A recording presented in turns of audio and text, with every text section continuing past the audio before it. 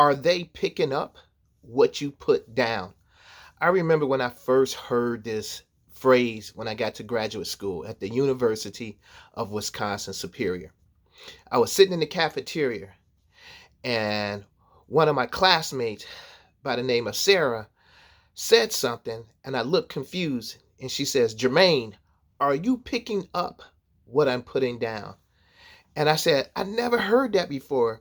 And she was kind of surprised and had this look like she was taken aback because I had never heard that expression. But now, periodically, I would utilize that. So, my question to you today is, when you are communicating key messages that are important for you to convey to your audience or your listeners, are they picking up what you're putting down? In other words, sometimes in our minds, things are clear to us. We get it. You know why? Because we've sat with that thought. We've lived with that thought. We've processed that thought. But you may have heard this expression: just because you say it doesn't mean they understood it. So, from a communication standpoint, no matter what degree of communication you're communicating with other people about, it could be something personal, it can be something intimate, it can be something professional. I want you to think about really becoming a clearer or clear communicator. Are people truly understanding you? Are you robbing them of understanding and comprehending your message? So sometimes we have to pause and ask, are you picking up what I'm putting down? What's clear to you may be unclear to someone else.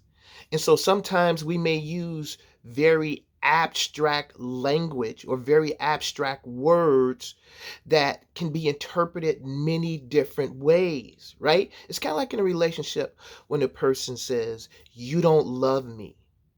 Well, my friends, that truly opens up a can of worms, because how one person expresses their love may convey to another person that that is love or that is not love.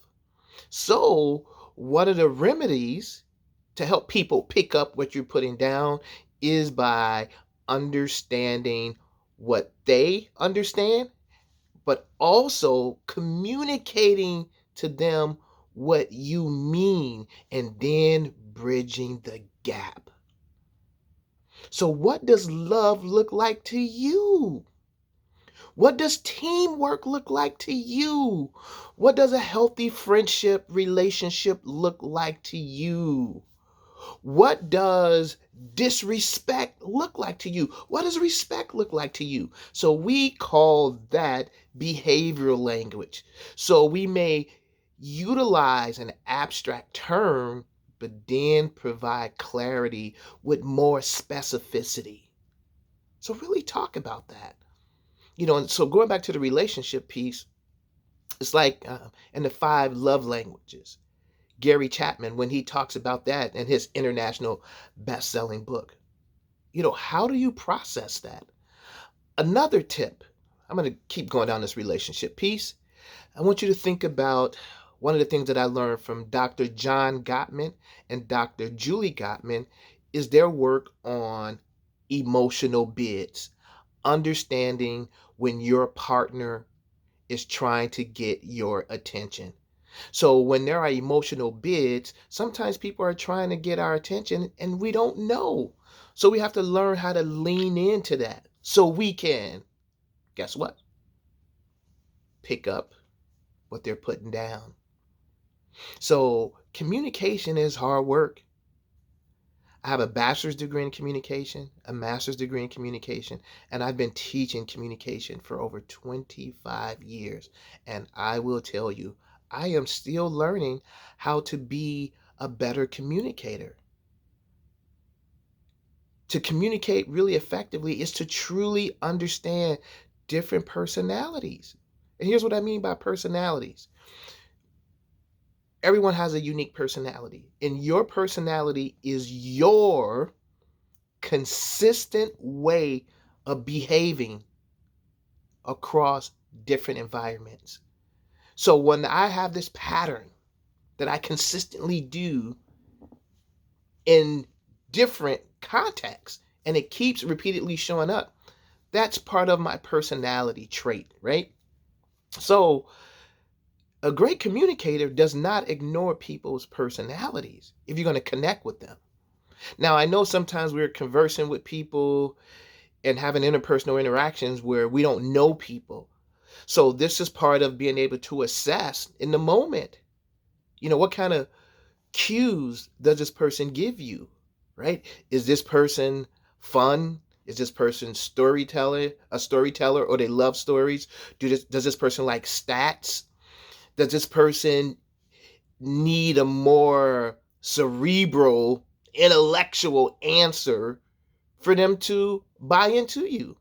Or is a person really casual and shoot from the hip, right? So it's not about the judgment, but it is about understanding. So, what are you going to do to make sure you are picking up what other people are putting down? And what are you going to ensure that what you put down, that other people pick it up?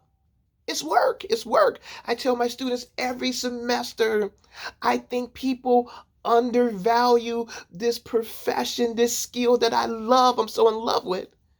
It is hard work. It's hard. It's hard being a great communicator. But you can become a great communicator. So peace out. I hope you have great success as people pick up what you are putting down. Peace out. This is Dr. Jermaine.